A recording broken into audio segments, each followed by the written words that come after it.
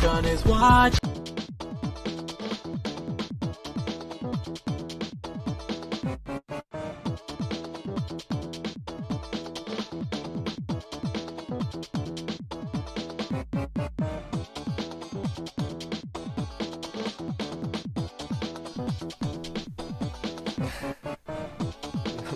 No, JPEG, that's not how that works. Clearly. Hello, Carrot.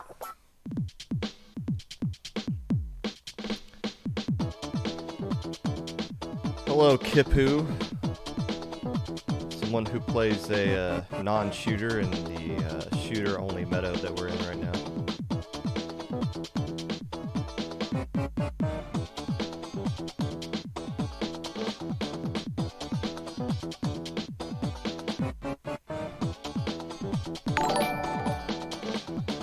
Thank you for the host, V4 Poor.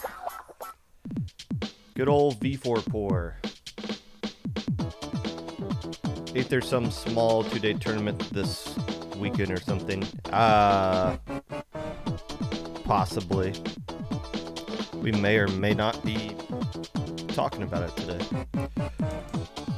Silver, when are you joining my team, by the way?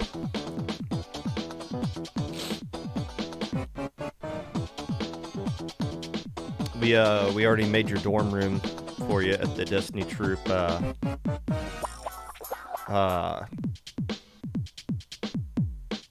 house, venue, mansion. You're retired from comp? Oh, okay, yeah. Then you wait till those retirement benefits run out, and then you start like, oh crap, I need to get a part-time job. And that's where we'll be. You'll find one.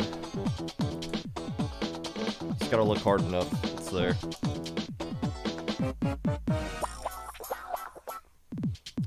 You don't have time during your school? Well, why? My question is, why are you in school? What good has school done to anybody?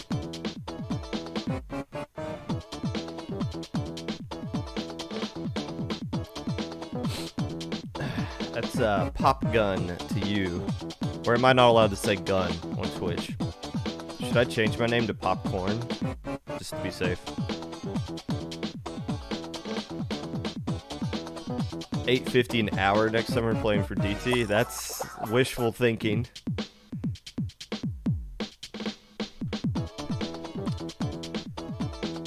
This kind of positivity will take you places. It doesn't.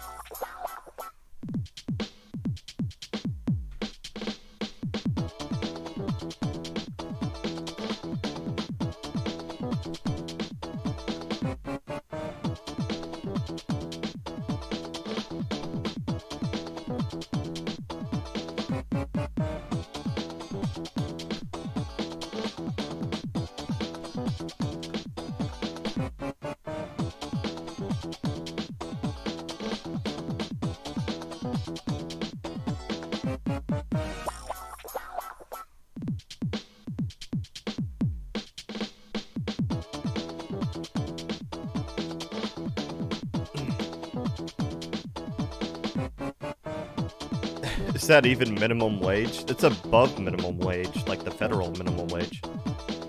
The federal minimum wage is $7.25. So, okay, Ohio might be 80. That's cool. Ohio's better than the federal.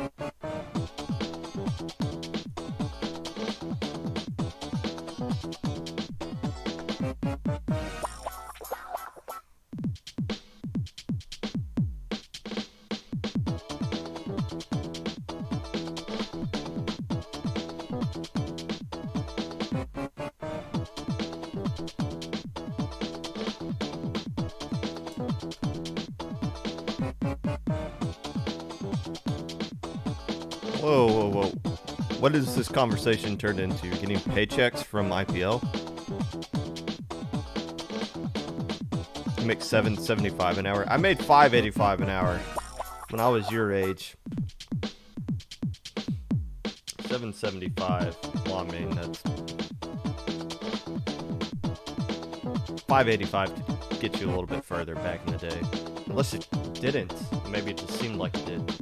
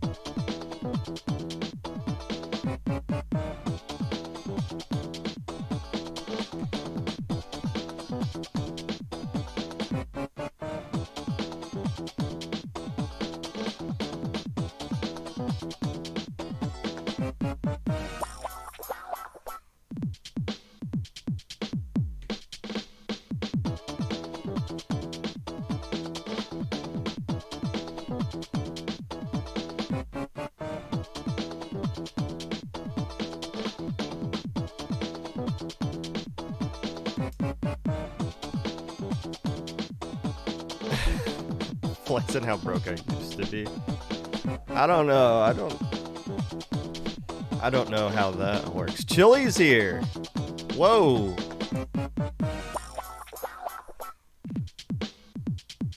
You miss all the amnesia times I talked about you, but now you're on the Ink Sync. Should I talk about Friday Night Frenzy? I guess I could squeeze that in somewhere.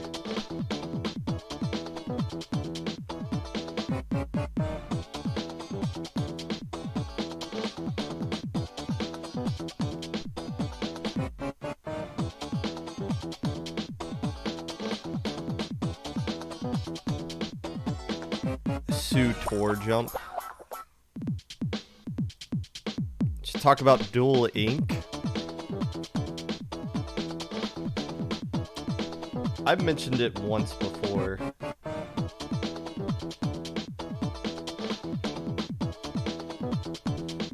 When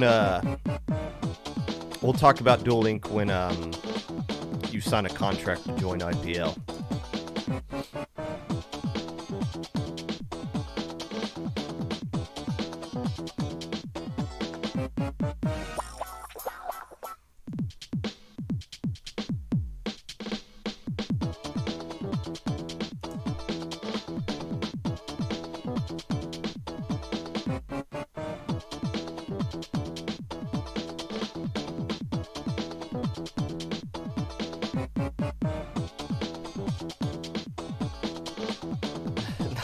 No. Frenzy.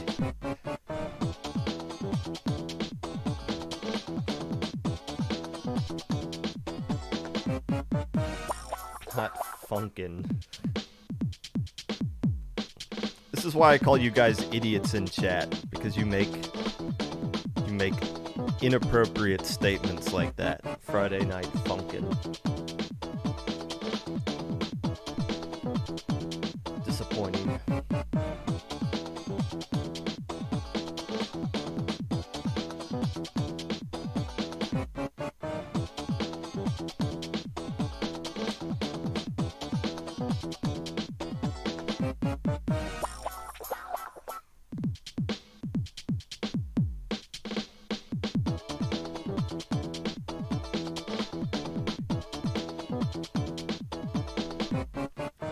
Sorry for being inappropriate.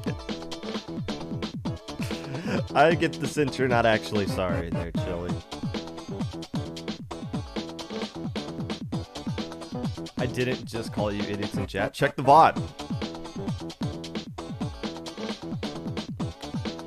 Hello, Sir Skit. I saw your message in our scrim channel. I will get back to you with that. Actually, there's a lot of people I need to get back to.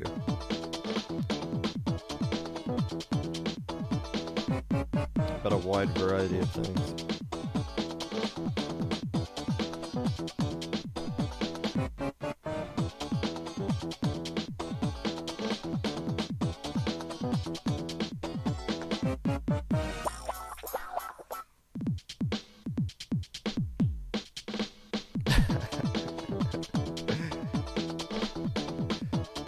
Who-ow?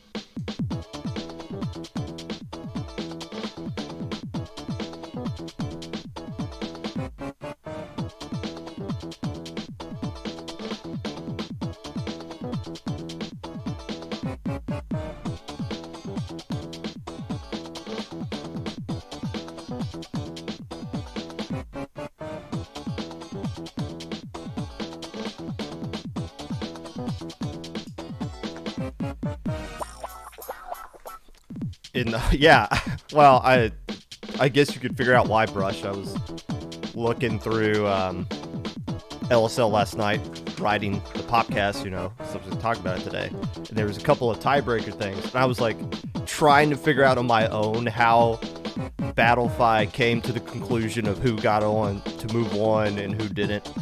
And I was breaking down all the scenarios in my head and on paper, and it was like, none of this makes any sense. So finally I just went to help desk and I was like, how does this work? Bryce basically just said, Battlefy sucks. So they just kind of go by seed, which makes sense. I mean, I'm not too familiar with how Battlefy does groups. I've vaguely solved how tiebreakers work down to the final tiebreaker for Swiss. But groups, there's less data to go off of. There's no opponent win percentage. There's no personal win percentage.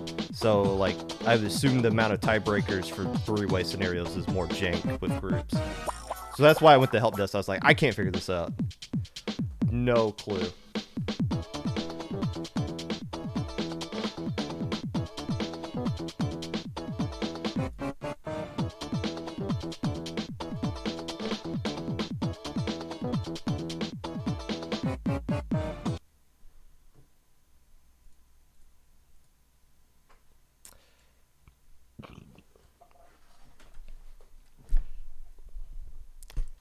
Hello, friends, and welcome back to the Popcast.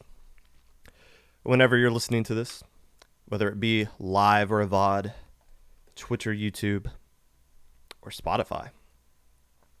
While you're filling out your registration form to get your team registered for Superjump, wondering what exactly it is that the dog doing, always feeling like I am watching you in the whole low-level scene. Oh, whatever it is that you're doing right now, appreciate you taking the time out of your day to listen to this.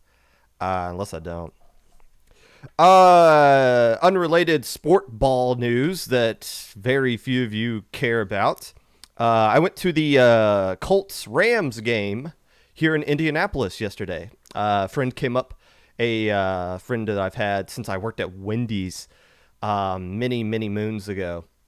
We're both Ram fans, and the Rams were in town, so we went to see it. And it was cool. I haven't been to an NFL game, I think since my dad took me to see the Rams and the Cardinals play back in, I think it was in like 8th grade when that happened. That was back when they were still in St. Louis, so that was cool to see. But, you know, I haven't been in like a professional sporting event arena in a long time. So just like sitting there and getting excited and standing up and cheering, even though the vast majority of the people that we were around were not rooting for the same team, my friend and I were, was cool. And the reason I'm bringing this up here is because we just got back from Riptide, where you were in that same kind of sense of just like being around a bunch of people who were cheering for something, and every time something exciting happened, you would stand up and cheer and scream, and something not exciting happened, you're like, it's the same kind of sense.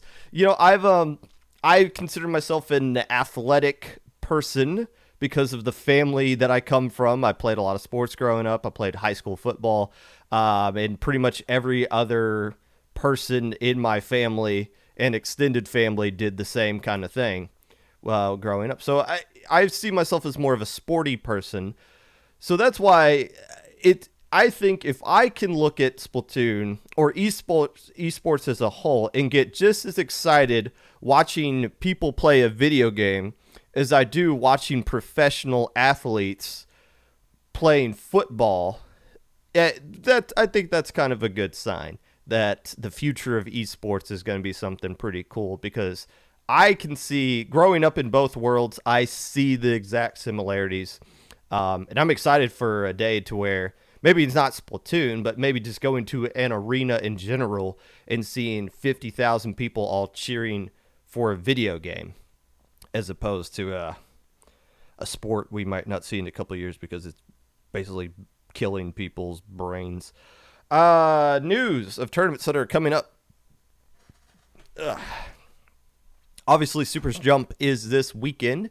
There is still time to register for that. I do not know when registration closes. I want to say unofficially that it closes Friday, but there are people in chat who could override anything I say. I don't know the exact time for that. But regardless, you would want to sign up sooner rather than later. It's just like low ink. The longer you wait to sign up, we're not verifying players. We're just making sure everyone's like legally allowed to play, as opposed to how far good their skill level is. But still, make sure you sign up sooner rather than later. Do not be that team that waits till like 2 minutes after registration closes. Oh, woo, can you let us in? No.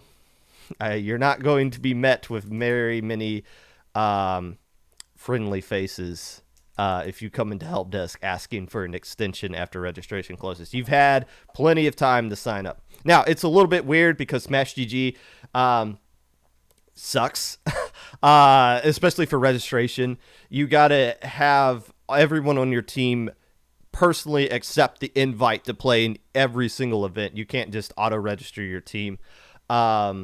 Well, Battlefy, it's great. I just have to say, hey, join my team, and then I can just sign the team up for every single event without getting my players' consent to do so.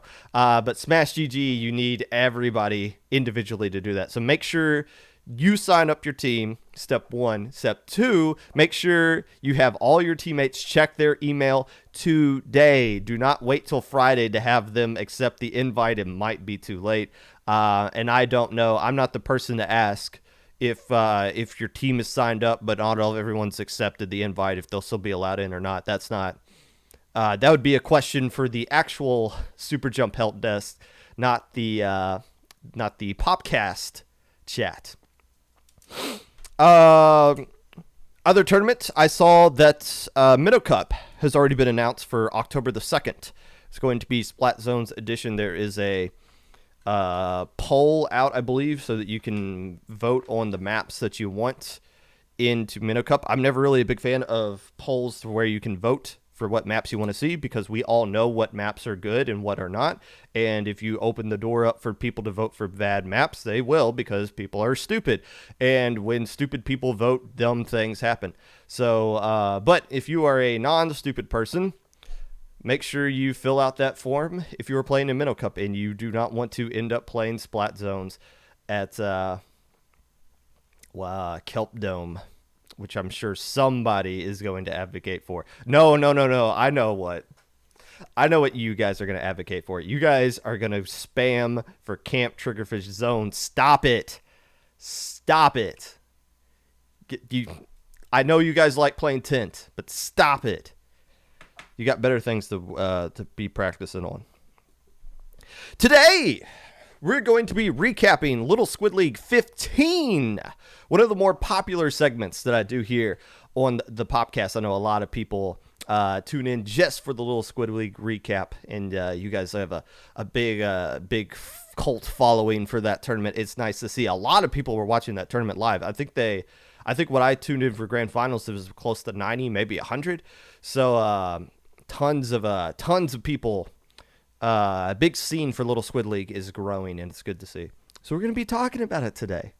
Also recapping all of the tournaments that happened this past weekend, and some very brief thoughts I have on the state of the meta, plus server votings that got released today. A whole smorgasbord of topics that we're going to cover in the weekly recap. But first, Superjump week is here, baby. First major since Triple G. What was that? Grand Graining Grounds. Say that 5 times fast. That was back in February. And no, Cloudburst doesn't count as a major. K-Bot was on the Popcast for the Cloudburst episode. Specifically said he did not see it as a major. What is a major? I don't think there's an actual textbook definition.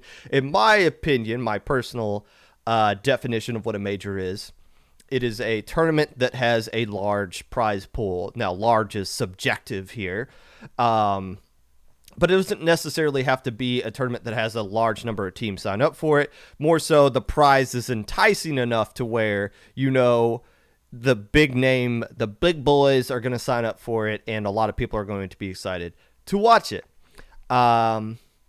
So in my opinion, well, I guess you could make the argument Low Ink is a major. Maybe I feel like I might have said that several times on the Popcast before, that Low Ink is a monthly major.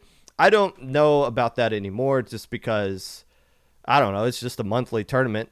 I feel like if we're seeing Low Ink as a major, like, it shouldn't be, right? Like, if we want this scene to go somewhere to where we want this scene to end up at, Low Ink shouldn't be the major. It's the biggest tournament we have in this scene by far. Low Ink is carrying this entire scene. That it might be conceded for me to say, given that I am one of the head TOs for it, but it is a fact. Low Ink is dominating this scene right now, but it's not a major. I might have said it before.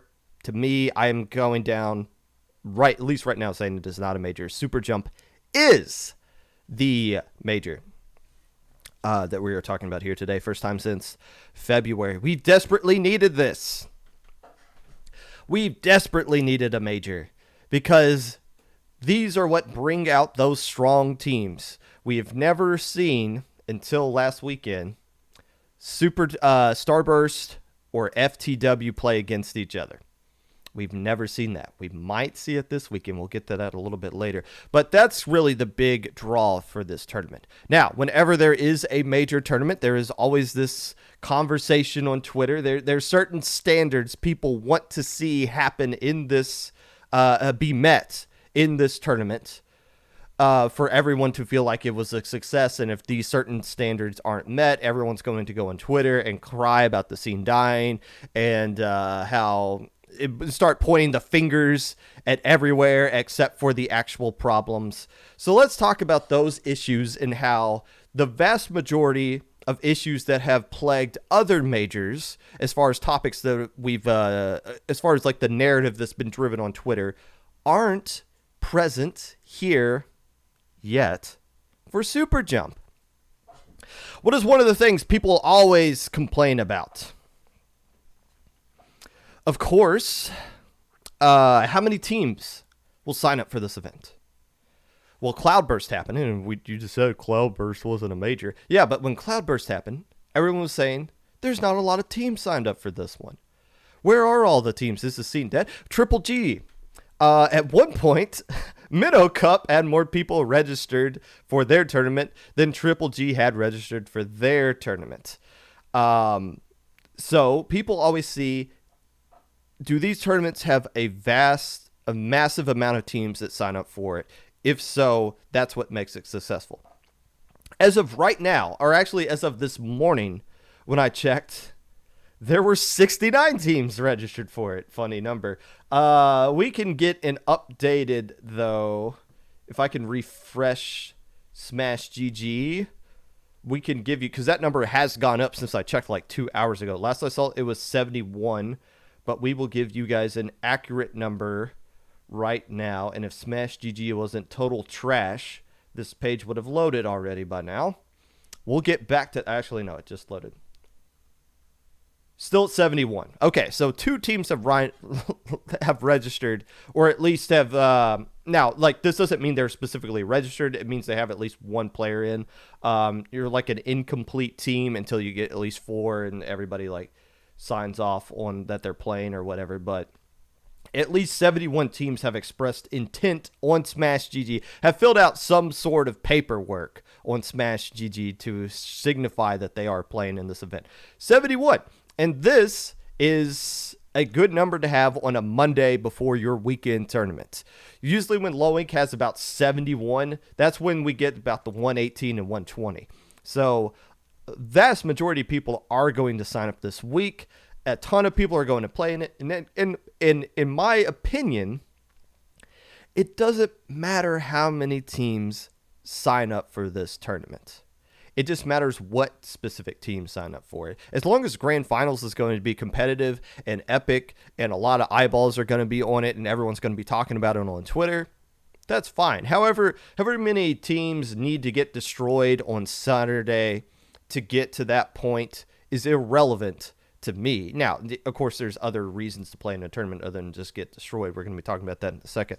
But I've never been a fan of the idea that you need a ton of teams to sign up for a tournament for it to be considered good. A good case in point, what was the more exciting tournament for Smash Brothers? Was it Riptide that had like a gazillion people sign up for that tournament? Or was it Summit, where it was an invitational where it only had like, the top 16 or something like that, and other people could be voted in? Summit was a way better tournament than Riptide. It doesn't have the same atmosphere, but still the amount of teams, the quality of people playing in it, you cut the fat out of it, it's still a good event. What was the better Splatoon tournament? What was more exciting? Triple G or Tassel? I would argue Tassel was the much better event because the only teams playing in it were top quality. Now, it's not really a tournament. It's more so like a season that you stretch out. But here, go with this. What's more exciting? Tassel or Ludi? Ludi has a gazillion and a half teams that sign up for it. They're all break down to their own divisions. We talk about it a lot. But was Div X really better than Tassel? No. not even close. Not even close. Tassel was way better. So, yeah, is it nice to have a gazillion teams sign up for your tournament? Yeah, absolutely. 100%. Absolutely. But as long as the right teams sign up for this one, then it's going to be fine. Even if it's just 10 teams. If it's just those 10 teams that are good and are going to be competitive with each other and something we're all going to be talking about, that's a success. Another topic people usually point to, well, where are the low-level teams? They're all scared to play. They'll play in low ink and they'll play in little squid league, but they won't play in majors. They need to be playing in these tournaments. They're here. They're all here. Look at the low ink teams / little squid league teams that have already signed up for this tournament. Ocean 7, OK Woomer, CIA, Defiance, the Wiggly Phantoms, Peer Pressure, Psychedelic Air Launchers, Vaporwave, Rising Hope, Legato, Access Denied, BitClam, Astro, INKD, Illumini, Myopsidus, Zomerzite, Kappa, Rolling Squids, New Rave, Outcast Ninjas, Ink Bashers, BLT, Hidden Radiance, Jelly Squids, Up the Ante, Ink Alliance, and Power Frickin' Ink. Let's go low level. They're here. Why are they here, though? Why would they play in this kind of tournament, but they won't play in Triple G? They won't play in Cloudburst. They played in Power Inc., but that was like a year and a half ago. Why are they all here? Well, people are going to say it's because we canceled Low Inc., and that plays a big factor into that. But what are low-level teams interested in? First off, they're interested that people around their skill level are playing in other tournaments. That is true. That plays a factor into this. When they look into this and they saw initially it was low-level teams that were dominating registration, that makes them feel like, okay, cool. Well, if those guys are going to play, then I'm going to play as well. And then all of a sudden you bring in your other teams that you're friends with, and other teams step forward. The Wiggly Phantoms had a freaking press conference to announce that they were playing in Superjump. That's cool to see. So a lot of teams come out and signed up for it because they know this is going to be a good tournament for them. Another issue, and this was the big fault of other major tournaments before this: Triple G, Inkstorm, Cloudburst. Okay, we know day one is going to be groups or double limb or whatever. We know low-level teams are going to be the teams that are scripted to be absolutely spanked across the board on Saturday. They're fine with that. Just like everyone has mansplained to them for the past year or so. They understand to get better, you have to lose. Not lose to high-level teams, but to mid-level teams. Teams that are closer to their skill level. But they understand that, so they're cool with the concept of Saturday. But what are you going to do on Sunday? What should entice them to come back out on Sunday? Well, the answer has always been, guess what? We got a 2-day bracket. We got a Sunday bracket just for you for teams at your skill level. And it's always been a case of low level coming and saying, we want that second bracket on Sunday. Can we have this? And then the TOs being like, you have a Sunday bracket at home. We don't need to get this one. Well, Sunday bracket at home turned out to be a single elimination bracket at 8 a.m. Pacific time. Almost every single time against teams that are, well, low level to an extent, or just teams that just kind of crashed and didn't turn around and just dominate. People sign up, they come out for Sunday, and before like they even have their coffee and biscuits, they're already eliminated from the tournament. Every single major was like that. What does this major have, though? It has an actual double elimination bracket. We've reached it. We got it right. Somebody got it right. There is a double elimination bracket, not just for the teams that make the top, which was the most insulting thing about all these things. Oh, the top bracket, they get a double elimination bracket. Everybody else, here's your single elim, here's your cake, go eat it kind of thing. No, every single bracket is set up the same, and there is a smaller prize, but a prize nonetheless, for all the other brackets. I don't know what the specific amount of that prize is, and I don't want to like say anything here, only for somebody to come back and say, well, Popcast said on the Popcast that the prize was going to be this. But so let's not get into legal trouble here. But still, there is something to entice teams to play on Sunday that wasn't there before in the past. Now, other TOs will say you shouldn't offer a prize for the smaller brackets because you are going to encourage teams to tank so that they can get in those smaller brackets and then sweep their way through. That is a fair argument. And to sit here and say that that's not going to happen is well, you haven't been paying attention to anything in this scene over the course of the summer. In fact, I 100% expect somebody to do just that. Somebody to be a really strong team, knows they can't beat Starburst or FT Win, still want to get some kind of money, even though it's not a crazy amount. So they'll tank on Saturday and then ended up in beta bracket. How did this happen? And then just stomp everybody that goes out there. You know how I know that's going to happen? Because people did it to win a freaking gaming chair from Nintendo. There wasn't just one team. It was a whole conspiracy. There was the team set up full of illegally transferred players to try to win that. Plus, there was that conspiracy of teams trying to form to where if they went up against that team, they would purposely lose so that they could like split the prize and give that other team a free win. So, yes. This community is full of people who don't care and will try to cheat to get some kind of result or throw to get some kind of result. So we'll keep an eye on who actually wins these other lower brackets. But to sit here and say that nobody would do that. That's no. You have too much faith in humanity in your fellow squid brethren. Regardless, though, now the timing of the double elimination bracket, it's not 8 a.m. Pacific time. It's not a.m. Pacific time. Yeah, it's it's not perfect for them, but it at least works out. It's the best common ground that you can find between Europe and North America, from East Coast all the way to the West Coast. Why was it 8 a.m. for the other tournaments? Because there was like one Japan team that came over, and it's like 8 a.m. works out. 8 a.m. Pacific time works out a little bit better for them.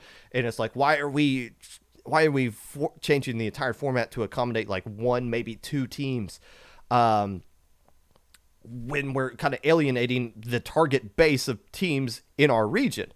So I think the 9 a.m. is the best compromise for everyone. And I feel like it's as close as you're going to get to this thing being fair across the board. I think for those reasons specifically is why low-level teams have signed up. All the reasons I mentioned. And yes, the biggest one is that Low Inc. doesn't exist for this month. It was canceled this month, basically because it's too much stress for TOs to be running back-to-back 2-day tournaments in the same month. And there's still, this is kind of like advertised as like being this month's version of Low Inc., except just bringing in more teams. I mean, it's alpha, beta, and gamma brackets that you're playing for, even though it's groups instead of Swiss. But don't just call it a Low Inc. that everyone is allowed in. Regardless, yes, this is the low-level teams are here. Nobody can complain they're not. And again, the value low-level teams get out of this tournament on Saturday is playing against mid-level teams. Thimble IHOP's here. The Grillers are here. Infinidods are here. Several other teams, Twice is here. And then if I name some other teams, you're like, he called us a mid-level team. Well, look, these are teams that should on paper beat Low Inc. teams. But Low Inc. teams, that the higher end of Low Inc. teams, can compete with those guys. I don't think they could straight up beat them. I mean, yeah, they could straight up beat them, but they're at least going to be competitive with them. What's so frustrating is when high level players are calling for low level players to sign up for tournaments. That comes across it especially happened in Triple D. It kind of came across as mansplaining. We don't need to see low ink teams playing high level teams. That's not how you grow. You grow against people that are better than you, not like so far up the rung. That's like a high school football team playing the Los Angeles Rams. That doesn't benefit anybody. It's a waste of time for all teams involved. If you want to learn something by playing against FT, I'll play against FT Win. I'm going to learn something. Here's what you're going to learn. They're mechanically skilled, more skilled than you. That's it. That's the story. You don't need to play them to learn that. So the fact that there's a good chunk of low-level teams and mid-level teams is going to make Saturday worthwhile. Now, you still got to play a high-level team. You're going to be put in the group, but so what? At least we can acknowledge that it's just there just to get out of the way. It's not something that people that advertise low-level and high-level playing against each other is something that's beneficial. You are an idiot. Who doesn't understand how things actually work in this scene. Now, what else? The grand finals is another concern of a major, because a lot of times, especially when we let in that one Japan team, low level, or I got low level on the brain. Grand finals hasn't been crazy competitive. It's always been like the losers finals that has been like the actual grand finals of the tournament, and then it's just lambs for the slaughter against the Japan team that uses like double junior and carbon, and then they just spank everybody with like comps that just make absolutely no sense to us. But this time around, grand finals appears to be the one matchup that we've all been desperately waiting for. If you look at the teams that have signed up, they're not complete, so it's not official yet. But the one matchup you guys all want to see right now, especially with what happened after last weekend, is Starburst versus FT Win. Not FTW. FT Win. If you look at Starburst right now, they have 2 players currently signed up. Brandon Ice and FT Win, with their name, the way their name is actually written out to make you think this is the actual legit team, there's not a FT Win pickup, is signed up here as well. Again, incomplete, but it's Shaq who is the one player that signed up for this. Shaq was one of the reasons people were claiming that Starburst Win at Riptide wasn't legit. Shaq's right here.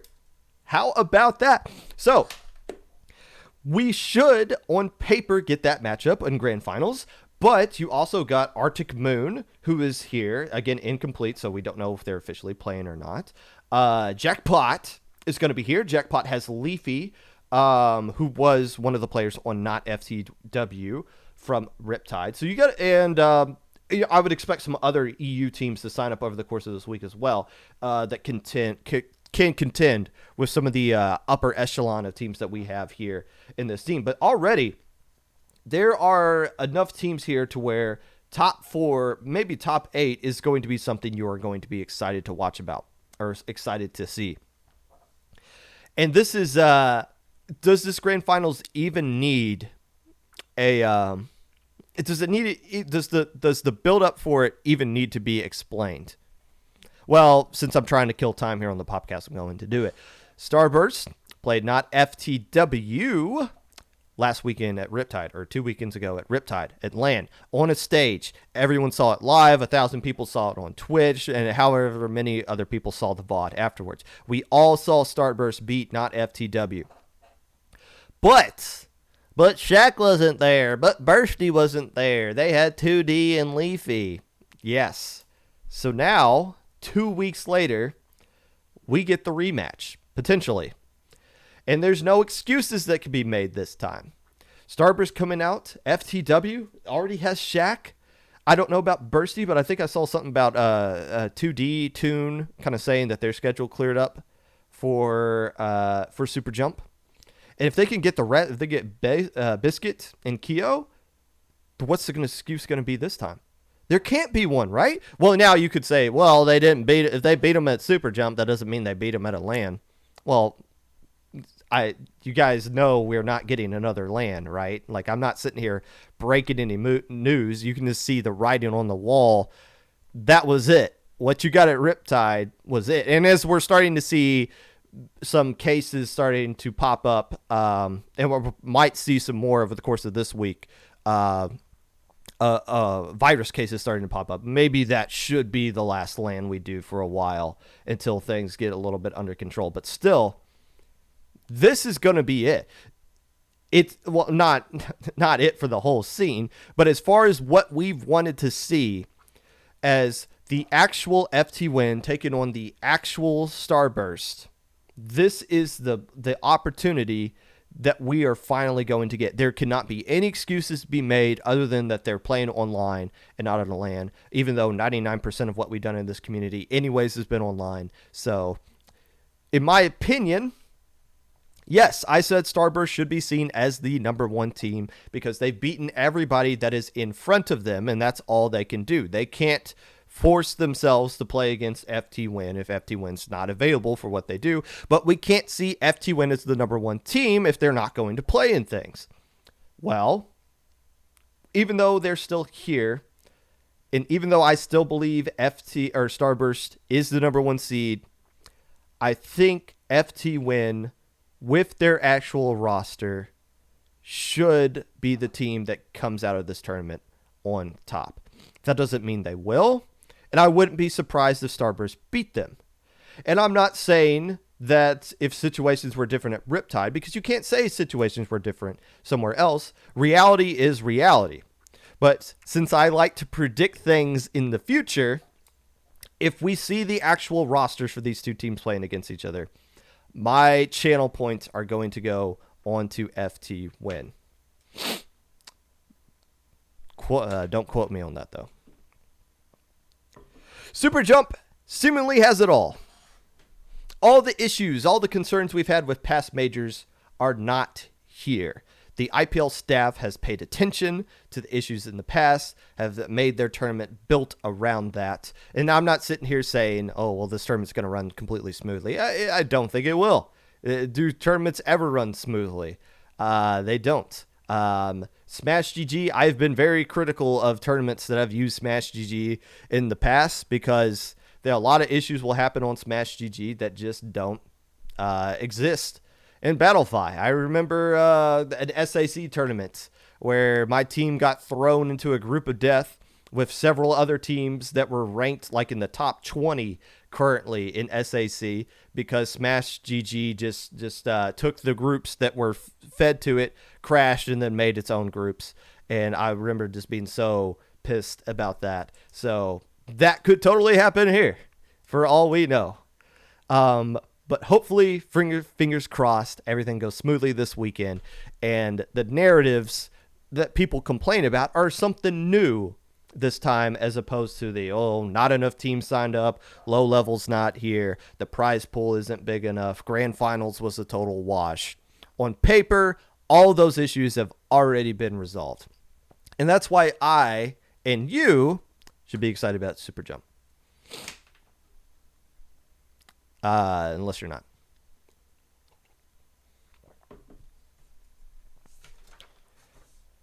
Moving on. That's enough talking about what might happen. Let's talk about what did happen this last week. It is time for the weekly recap. I always feel like Popcast is watching me. No, that's not. No, that wasn't. Oops, that was a mistake. That was not on purpose. Anyways, it's time for the weekly recap.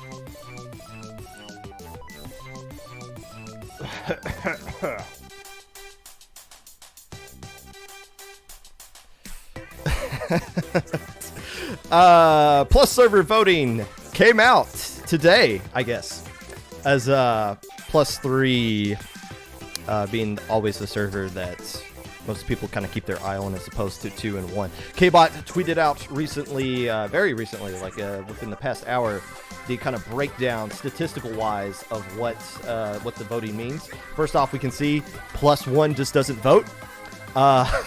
Plus 2 stayed basically the exact same, and Plus 3 increased their membership net gain of 35 people. Oh my goodness. What this is so ridiculous. 1 week it's, hey, we need to chop everybody out of here, and then the next month it's, hey, let's bring everybody back. Now, to be fair, it's not everybody there are a lot of new faces in Plus 3 than were in there last time. But I get the sentiment of like, well, a lot of people in Plus 3 weren't playing, so let's get rid of those guys that don't play and then try to bring in some new people that will play, and maybe things will be more active. That I get. The problem will still exist, though, of that vast skill gap. You'll have the people at the top of Plus 3 complaining about how much better they are than everybody else, and then the people at the bottom being like, well, nobody plays it when I'm available, so this is ridiculous. So I think we're going to see another purge. Again, not in the next month, but 2 months from now, when everybody realizes there's still a skill gap and all these issues are going to come right back that existed beforehand. So, Plus 3. It's the inmates keep running the asylum, and I'm just watching. Area Cup weapons were released yesterday. It was all in Japanese text, so I've just kind of gleaned just by what other people were saying that these were the weapon pools used by people from Area Cup that were like signed up for the entire tournament, and then like the top 8 weapon pools and things like that. So it's cool to see what comps, or like I guess the meta you could say, of what some of the best Japan teams were using.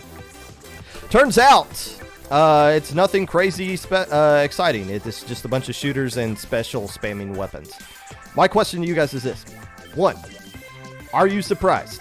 That's kind of what we do here as well. If you can't beat somebody, well, let's just go to V-Jet and C-Jet and just spam them with missiles and Stingray, and then use shooters to get as many splats as we can and go forward. This is what the current meta is right now. And a lot of people were coming out saying yesterday, well, the meta sucks. I hate this shooter-only meta.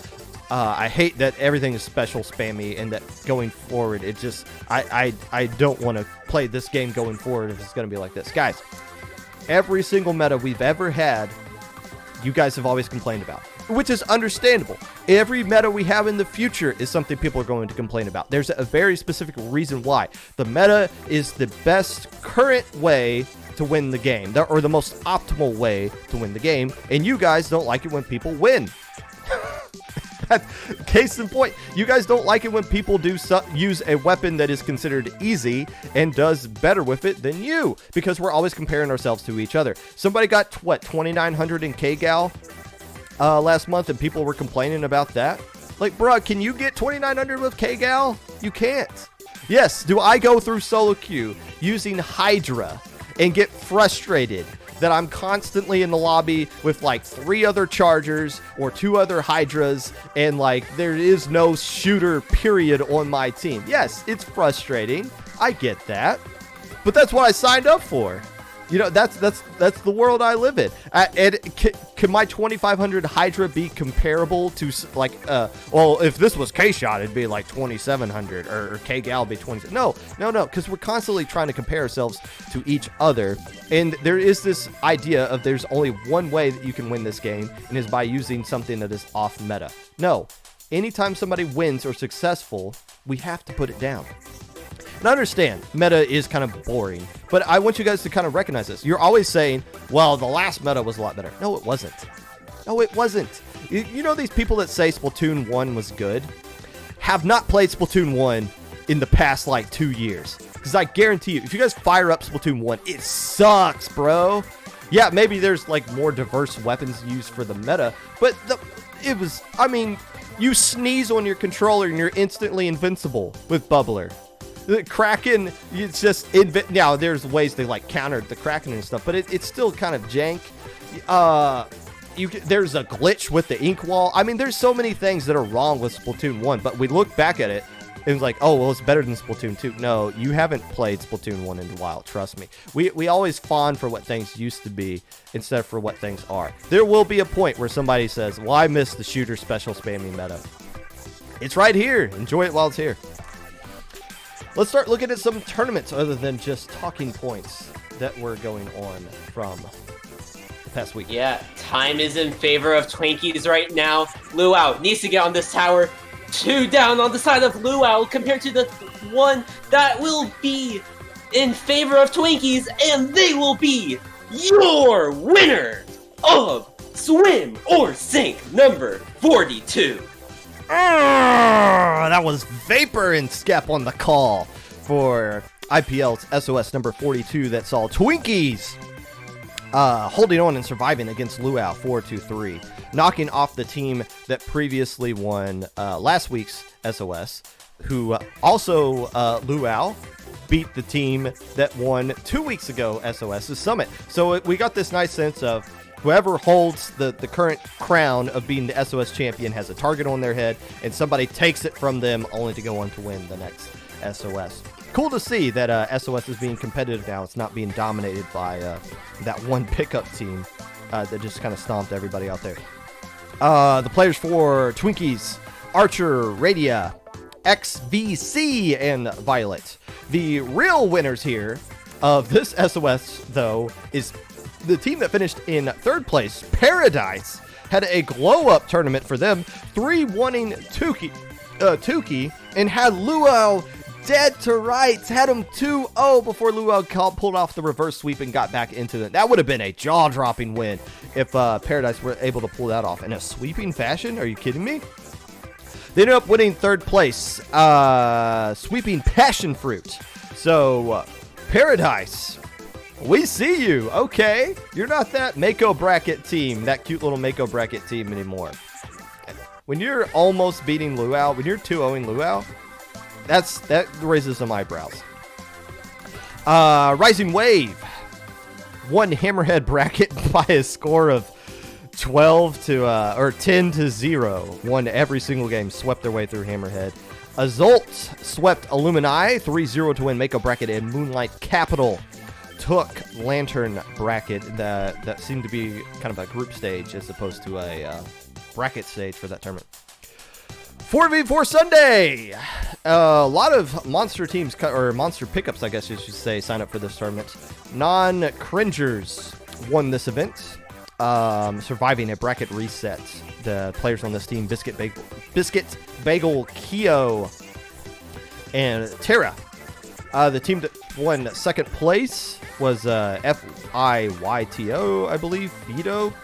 I'm not going to read off the players on that team because one of them was involved in the Nintendo scandal. The other one had a document released about them about a month or so ago. So I'm not going to mention anything about those team players. We're just going to move on. The team that took 3rd place for ESK,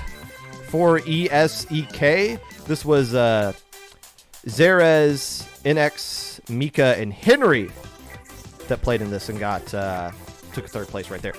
16 teams played in this one, mostly pickups and a very high skill level tournament. This is what I was talking about. You don't need a lot of teams signing up in your tournament for people to be talking about it. You just need the right kind of teams or players to be signing up for it. Case in point, Campfire played in this tournament. A team that I think is going to be really solid going forward. They got a really sexy roster. If there was divs handed out right now, their roster alone would be a very solid middle to high end of Div 2. They were seeded 14 out of 16. that tells you how strong of a tournament this was here with the teams that kind of played in it. So 4v4 Sundays, a tournament that seems to get a lot of teams that sign up, or a lot of notable players that sign up for it and do particularly well. Also use the map pool for SOS, or for Superjump, the same exact map pool. I guess the intent of this tournament was to build up players for Superjump. And everyone seems to like the map pool, which is a nice feature. Something else another feather in the hat for Superjump. It's got a nice map pool that people seem to enjoy. The Chiefs coughed up a lead to the Fighting Lamar Jacksons, a running back who sometimes eventually will throw the ball. 36-35 going into the favor of the Ravens there. Lamar Jackson, I believe, had 2 rushing touchdowns on that one. The Rams escape Indianapolis with a 24-27 win Carson Wentz leaving in the fourth quarter with an apparent ankle injury. Jason Eason coming in a tough 2-minute drill and did absolutely nothing.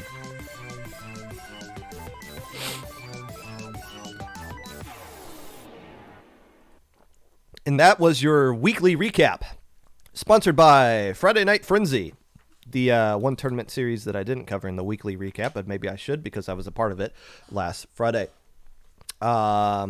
Keep an eye on that Falco Flyer stream. A lot of really notable teams, including some scrub team called the Wiggly Phantoms, I think, are playing in it. My friend Carrot's Spawn Point team is playing in it. Kingmaker. Intimidation Factor, a team we're going to be talking about in a second because I think you guys know why. A lot of interesting teams playing in that. Make sure you check that out. Official sponsor of this week's episode of the Weekly Recap.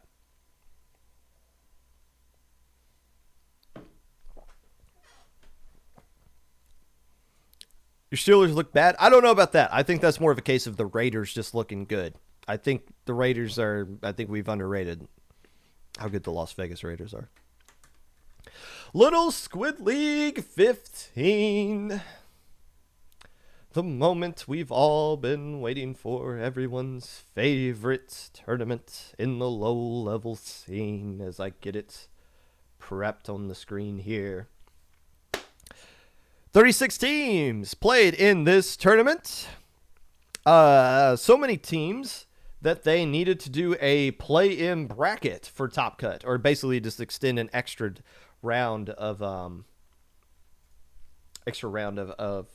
Top Cut there to get all those teams in. Not the biggest tournament. Little Squid League. I'm looking at number 13. Had 38 teams in it. Now, is that teams that actually played or teams that played in pending? No, those are teams that actually played. So just missed the mark for being the biggest Little Squid League ever. But still, Little Squid League trending in the right direction. We like to see this tournament starting to pop off and getting a lot of people signed up for it. 36 teams played, an additional 9 were pending. What is this Splat-A-Lot team? There's A, B, and C. B played, but D and C did not. Was there a Splat-A-Lot A that I just omitted? There's a Sparkling C. No association. No, the Splat-A-Lot B played. C and D did not. Is that a clan? Like a casual clan? I feel like that might be the case. But still, B played, C and D said, nah, we'll catch y'all next time. A lot of parity this time around. We're going to look at Top Cut in a second, and you're going to see a lot of 3-0 results that we normally see. But I'm going to kind of explain how, even though there were a lot of 3-0s there, there's still a lot of parity that's kind of been shown off here. There was a lot of teams that 3-0 teams that, in my opinion, had no business 3-0ing those teams. They just got them on the right situation and with the right momentum got the win there. A lot of teams making a huge step forward as well, kind of glowed up, as the kids say. And, of course, the stream itself, always a fantastic overlays and whatnot. I believe, might have peaked around 100 around Grand Finals. A pretty consistent amount of people that were watching that. More people will watch Swiss stage of Little Squid League than they will watch Grand Finals of open invite tournaments. That is a fact. There is a reason for that. Low level is a little bit bigger, and if you stick around low level long enough as a TO and you build up a little bit of credibility and people start to trust that you're running a tournament in the right kind of way that is going to benefit them, they'll support you. We've seen that with all these low level tournaments. Little Squid League, Minnow Cup, Low Ink, Ash Cup to an extent back when they were a thing. Rip Ash Cup, please come back, we miss you. So good to see that they were getting a whole lot of views for that event. Let's take a look at the group stage. Yikes, this is group stage is going to be a little jank this time around. And let's get the screen. Yay, let's go. Everything's working out here. There's a dog barking and Pup Gun is interested in that. We're going to go down each individual group here. Group A seemed to kind of go the way that it was planned to, except Fish a team who has been competing. Well, I'm going to be talking more in depth about them in a minute because they did well in silver, but they've been competing consistently enough in silver bracket, in emerald bracket of Little Squid League, to where they finally earned a number 2 seed here. INKD kind of showed up, looked to be a pretty strong team, knocked them off, stole their spot in Top Cut here. I guess I should mention, if you finish in the top 2, you move on to Top Cut. Bottom 2, you end up down in a loser or a silver bracket. I could just say it's not a losers because you can't win your way back into Top Cut. So Oofish scripted to get this number 2 seed here. INKD said, nah, we're going to take that from you. Ink Bashers, number 1, swept this group in. Pick Up Besties. Aw. Cute name. Not finished in 4th place, going to silver bracket. Group B. Ink in the System was the team here that was not supposed to be making Top Cut, ended up stealing their spot from Surf and Turp. Nightshade X, the team that I said should be playing in grand finals, dominated this group as they were supposed to, 3-0 going to top spot there. But Ink in the System, the only way I remember this team is because the Wiggly Phantom video, the Ink is Low, they kind of highlighted Ink in the System as one of the teams that beat them, technically an upset, I guess. So because of that, I know if they can beat the Wiggly Phantoms, they can beat Surf and Turf, and they could possibly beat Nightshade X, even though they didn't. Hook, line, and sinker falls down to silver bracket yet again. Group C.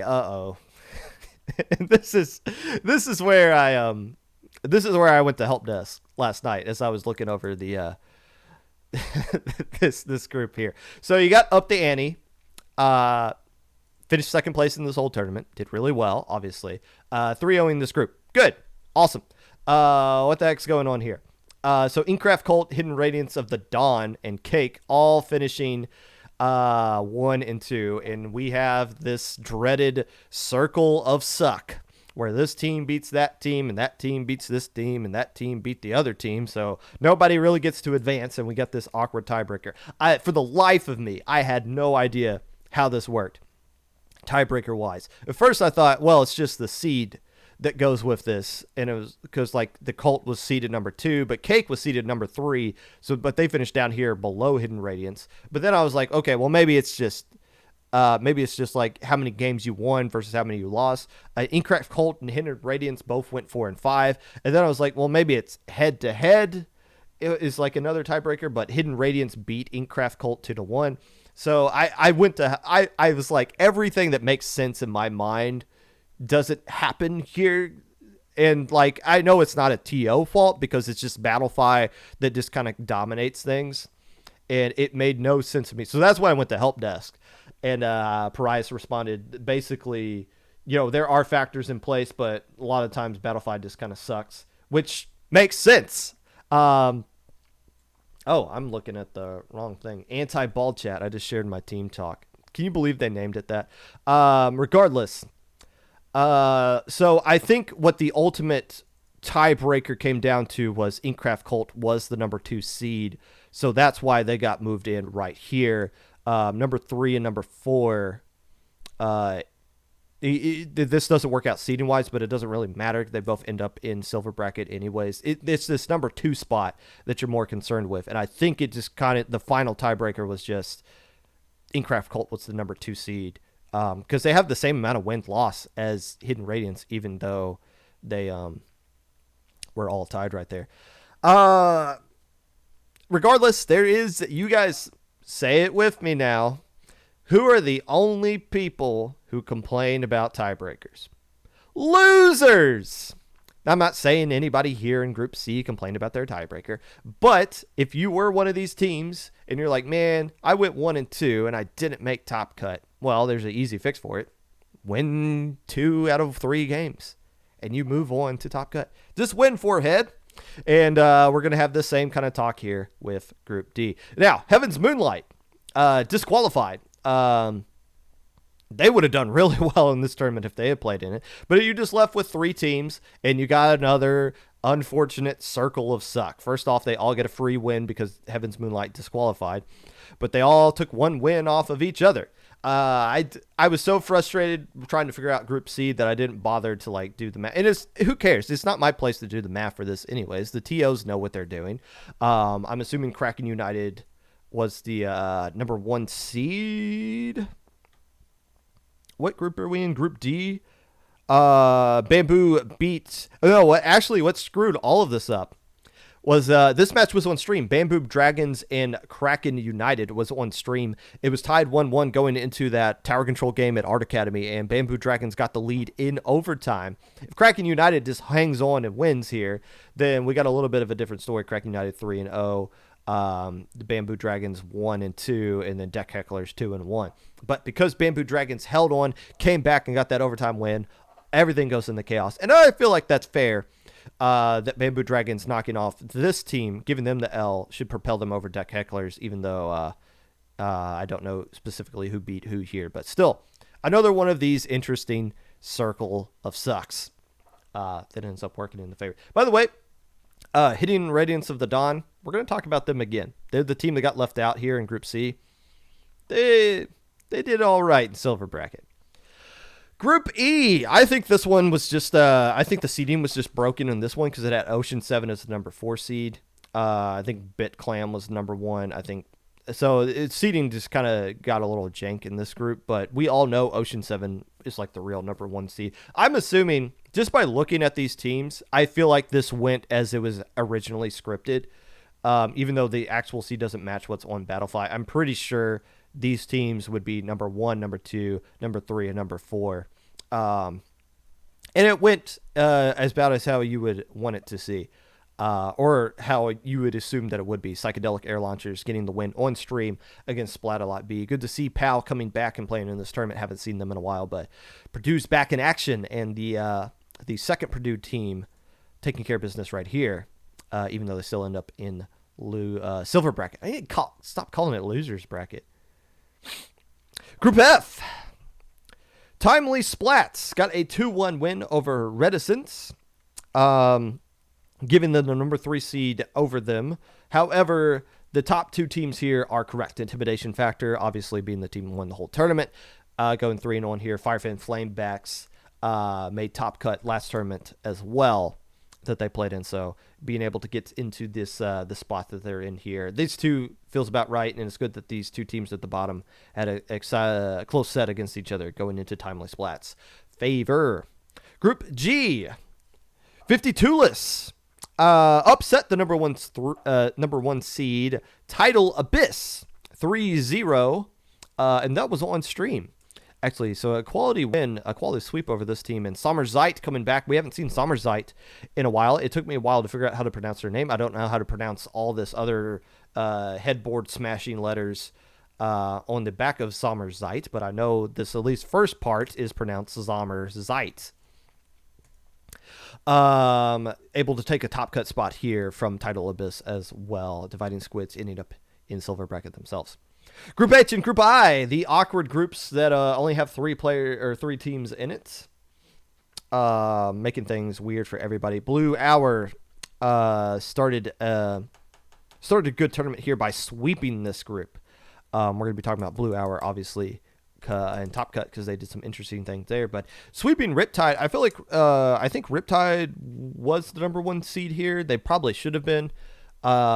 So getting a win over Riptide is impressive enough, despite the fact that it was a sweep. But Blue Hour and Riptide moving on to Top Cut, or moving on to the play-in, at least. Blue Hour moving on outright.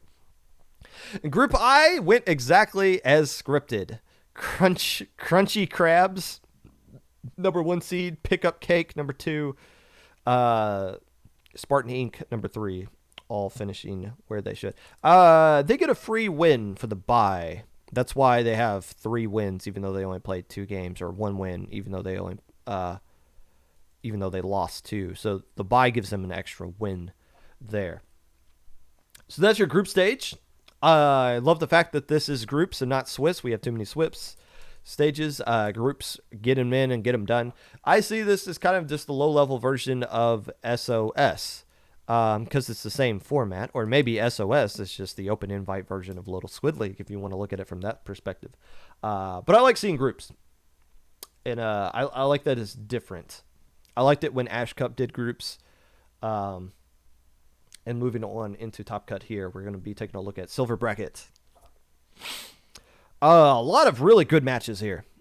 You have let's move this down so the chat's not completely blocking it here. A lot of 2-1 results in the first stage, and then you got a lot of 3-2 results around here as well. Surf and Turf locked into a lot of tight battles throughout the very stressful run through losers bracket. Gosh, I keep calling it losers bracket. I got low ankle in the brain, I guess.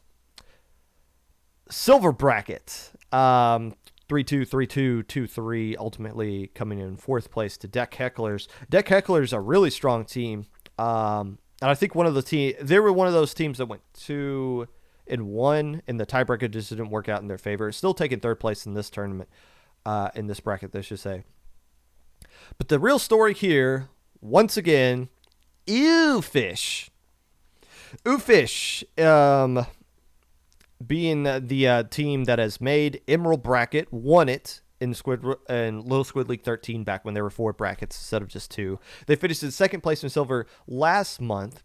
They were seeded to finish in the Top Cut this time around, got knocked down back to Silver Bracket, but still dominated, or not dominating, but still showing up and showing out as you would expect them to, because you're clearly seeing they're getting better. This 3-2 win over Deck Hecklers, that is significant. That is a good win for Oofish. And Hidden Radiance, obviously having a really good run here as well, kind of dominating their way up to Surf and Turf, where they survived that and then just took care of business against Oofish. But Hidden Radiance was that team that went 1-2, and the tiebreaker didn't work out into their favor. So what you do, there's 2 ways you can go about it. You can just kind of complain and be like, oh well, we should have been in Top Cut, or you can go out and prove that you should have been in Top Cut. Hidden Radiance, I feel like, proved that here with how their result here. So yes, the best result they can get is a Silver Bracket finish, but it's still a good result all around for them. It's kind of justifying when you don't end up in the spot that you wanted to, but then you kind of prove it otherwise. But we've seen a lot of teams, oh, I should have made Alpha Bracket. Well, you got knocked out pretty early in Beta, so did you really? Hidden Radiance proving they are Alpha Bracket contenders, or at least the Little Squid League version of Alpha Bracket. We'll take a look at the Top Cut play-in. Again, this isn't really like a... this is just like round 0, I guess you could say.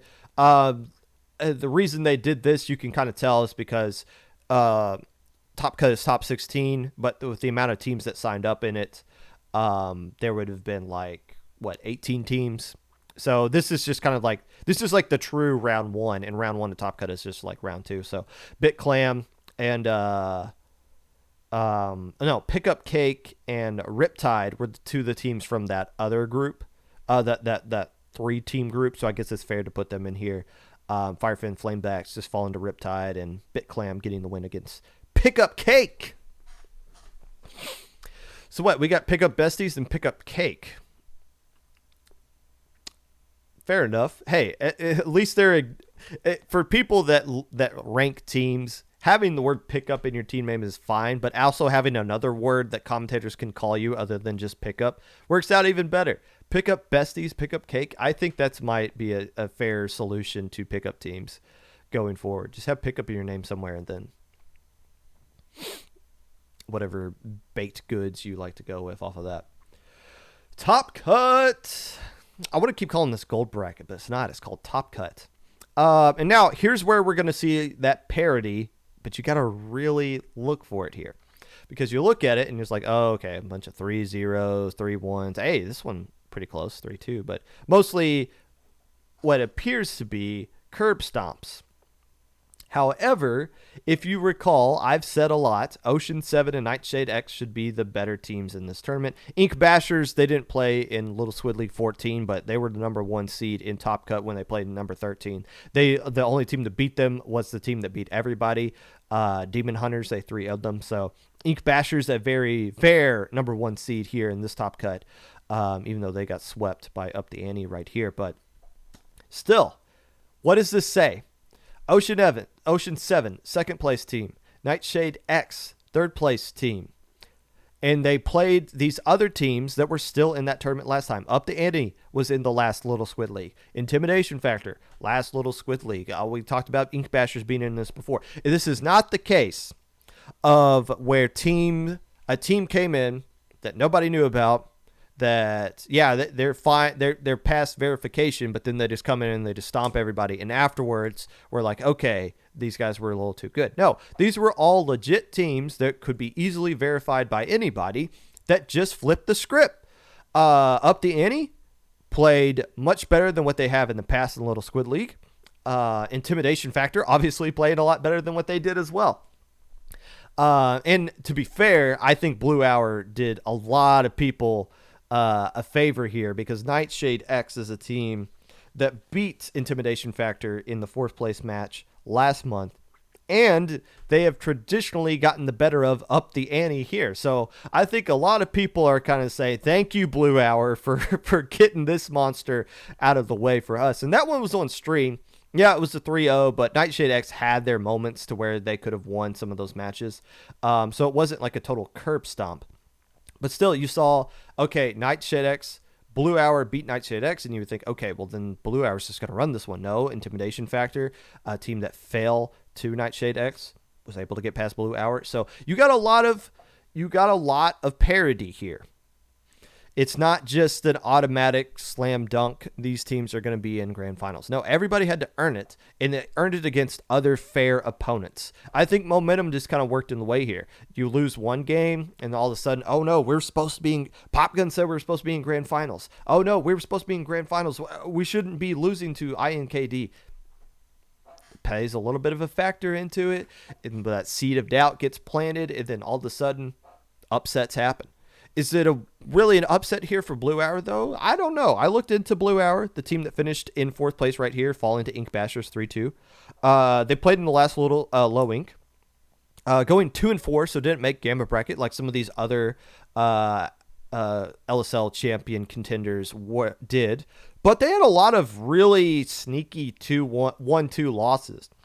Oofish, Riptide, Clownfish, and Ink Vaders, all 1-2 losses that Blue Hour took back in Low Ink last month. So Blue Hour just kind of found ways to, okay, how can we get that win in game 3 to flip this script to where we win 2-1 instead of losing 1-2 against the same kind of opponent, same quality opponent that they were 1-2ing back in Low Ink. What a difference a month makes here for Blue Hour as they're able to find themselves in 4th place. Ink Bashers, the team that made 3rd place. This is a good bounce back for them. We hadn't seen them play in Low Ink since June. They didn't play in Little Squid League 14, although they played number 13. So we haven't seen them in a while. This is kind of like I wouldn't say a de-rusting, but just a welcome back after a little bit of a break kind of tournament here. So finishing in 3rd place, even though they would have loved to get the upset, or not the upset, but get the win here against Up the Ante and move into grand finals against Intimidation Factor. Going into 3rd place and then getting a tough, gritty win against Blue Hour here in a game 5 is something that's going to pay dividends for Ink Bashers going forward. I think they proved why they would be seen as the number 1 seed, which I think is totally fair. Grand finals for Up the Ante and Intimidation Factor. This is the one that everybody was watching. About 100 people were watching this one live.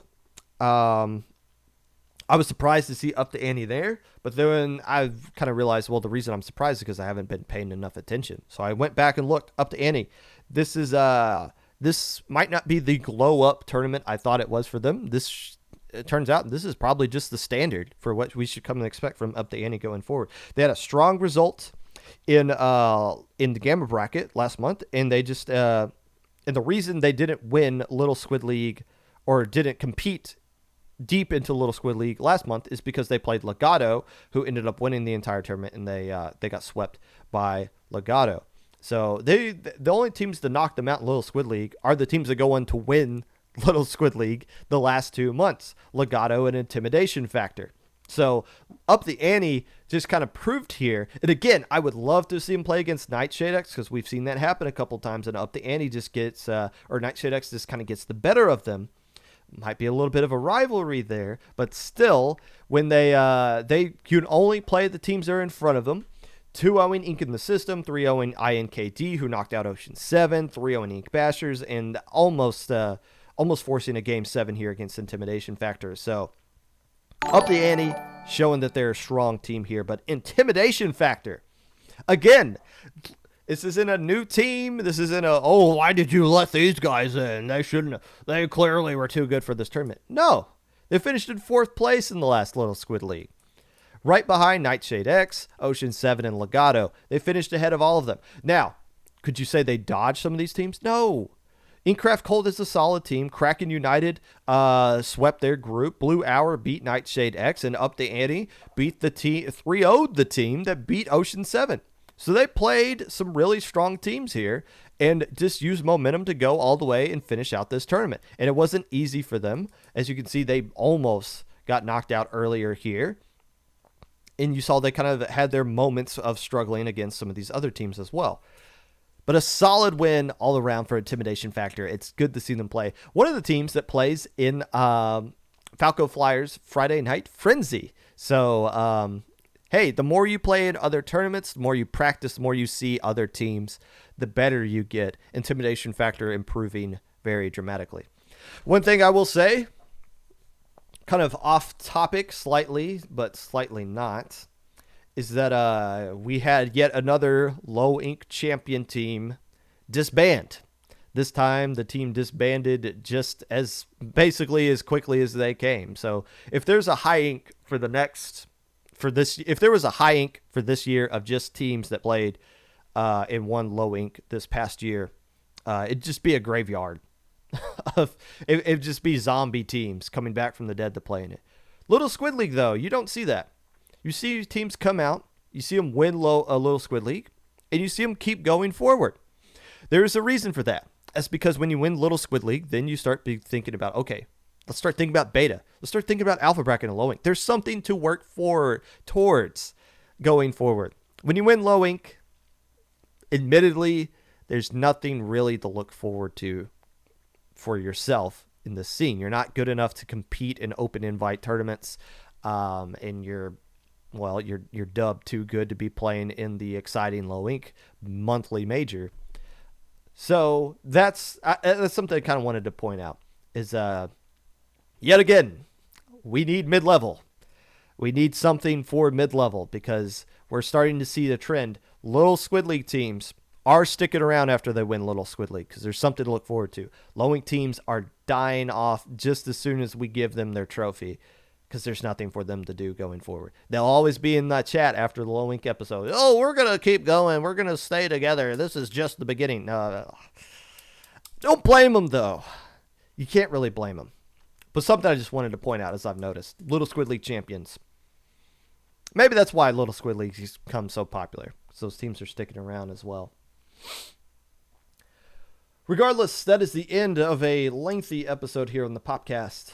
Next week, we are going to be talking about Superjump, whatever's going to be happening in that. Hopefully, it's a recap of grand finals between what's the face, Starburst and FT Win. Hopefully, it's maybe there's some Little Squid League team that's going to pop off. Who knows? Regardless, if you would like to be a part of the Popcast in any way, send me some information about your team. You wanna tell me some information I got wrong. You just want to GG me. Don't contact me if you just want to GG me because you sell me in solo queue. If you want to contact me about something else though, feel free to reach out to me at my socials below. Twitter, Mr_Popgun, Discord, Popgun, #5882, YouTube, Popgun25, Twitch at Popgun25, YouTube at 25 Popgun, Anchor.fm/Popgun. We are going to let's raid Kiver. Why not? Hey, if you were at Riptide, go get tested. If you haven't been vaccinated yet, go get vaccinated. If you are in a situation where you should wear your mask, wear your mask. And make sure, whatever you do not die between this episode and the next episode. I need your viewership. I like it when you guys watch my chat. Unless I don't.